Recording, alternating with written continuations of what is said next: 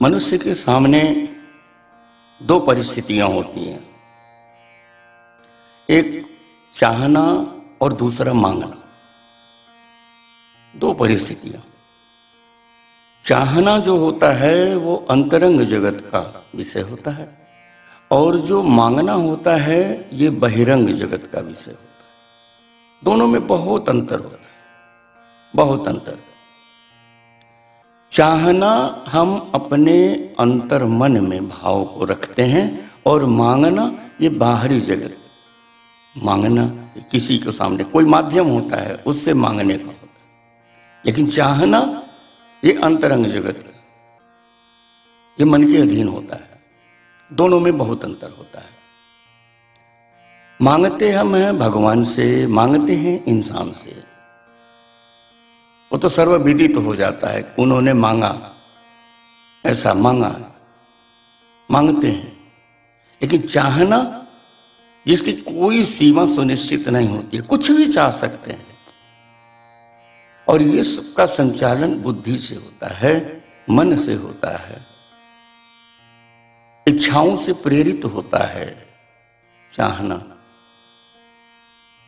अब देखिए, बलि ने चाहा कि मनु सोचत कछु होत नहीं, प्रभु सोची तत्काल, बलि चाहत आकाश को भेज दियो पाताल। 100 अश्वमेध यज्ञ करता है कि हम स्वर्ग का इंद्र बनेंगे। भगवान ने कहा ठीक है, इंद्र तो बनोगे तुमने ऐसा कर्म किया है कि तुम इंद्र के अधिकारी हो, परंतु स्वर्ग के नहीं, पाताल लोक का इंद्र बना दिए। भगवान ने इंद्र तो बनाया लेकिन आकाश का नहीं, स्वर्ग का नहीं, पाताल लोक का बनाया। तो हम चाहते हैं, हमारा चाहना कितना सही है, कितना उचित है, कितना अनुचित है।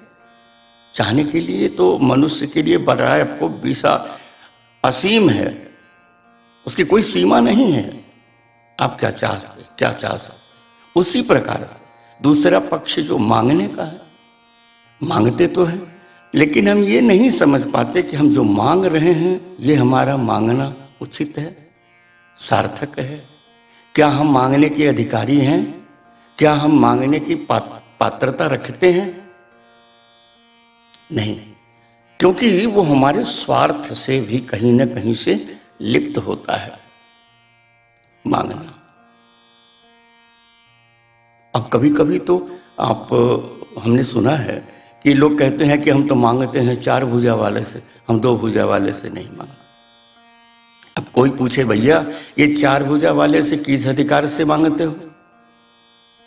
मांगना भी 2 तरह का, एक दिए हुए वस्तु का मांगना होता है, एक बिना दिए हुए वस्तु का भी मांगना होता है।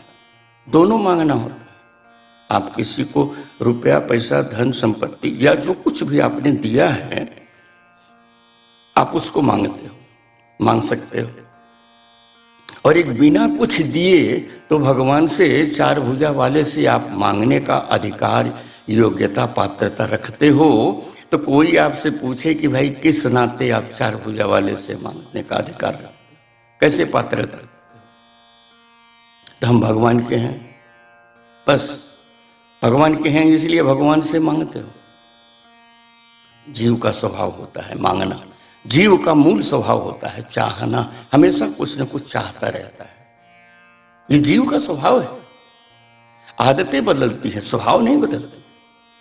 इसलिए अपने स्वभाव पर ध्यान रखना चाहिए, अपने विचार पर, क्योंकि मनुष्य प्राणी को विवेक दिया है परमात्मा ने, जो किसी प्राणी को नहीं दिया। आप अपने विवेक का प्रयोग कीजिए। हमें क्या मांगना है, क्या चाहना है। सबके पीछे इच्छा लगी हुई है और इच्छा ही सारे दुखों का मूल कारण है। इच्छाओं के कारण व्यक्ति को बार बार जन्म लेना पड़ता है। शंकराचार्य जी ने कहा पुनरपि जननम पुनरपि मरणम पुनरपि जननम जठरे शयनम। ये बार बार जन्म लेना, मर जाना, ये क्या है? इच्छाओं की पूर्ति के लिए मनुष्य कर्म करता है, और कर्म करता है तो बंधन में पड़ता है, बंधन में पड़ता है तो जन्म लेना पड़ता है, जन्म लेना तो मरना पड़ता है। नहीं, चाहने और मांगने का विचार, इसका भेद करना चाहिए, और ये विवेक से होगा, बुद्धि से नहीं होगा। श्री राम श्री राम, ये बुद्धि का विषय नहीं है, विवेक का विषय है। जब विवेक राम साथ देंगे, वो बताएंगे नहीं नहीं नहीं, भगवान का भजन करिए, आपको चाहने की क्या आवश्यकता है, बिना चाहे तो आपको दे रहा है, दिला रहा है, देता रहेगा, दिलाता रहेगा। जब तक आप शरीर से इस संसार में धरती पर हो, तब तक वो देता दिलाता रहेगा। फिर हमें चाहने मांगने की क्या आवश्यकता है? क्यों हम चाहने के चक्कर में पड़े, क्यों हम मांगने में अपना व्यर्थ समय गंवाएं? इसलिए चाहने मांगने का भेद हम अपने विवेक राम को आश्रय दे करके, विवेक राम के माध्यम से हम इसका भेद करें और इनसे दूरी बनाएं। केवल भगवत भजन में अपने समय को लगाएं, व्यर्थ समय को न गवाएं। क्योंकि भगवान शशांक शेखर बाबा विश्वनाथ जी ने माता पार्वती से कहा कि हमको एक हमारा अनुभव है, एक बड़ा गूढ़ अनुभव है, वो मैं तुमसे बता रहा हूं, तुम ध्यान से सुनो। शिव जी ने कहा कि उमा कहूं मैं अनुभव अपना,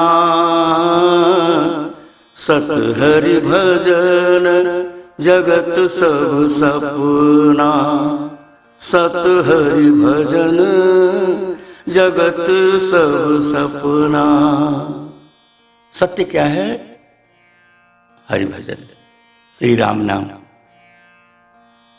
इसमें अपने मन को, अपने बुद्धि को, अपनी इच्छाओं को भगवान के इस नाम जप में समर्पित कर देना चाहिए, अपने बुद्धि विवेक से और चाहने मांगने के चक्कर से दूरी बना लेना चाहिए। तभी आप सुखी रहेंगे, नहीं तो दुखी होना ही पड़ेगा।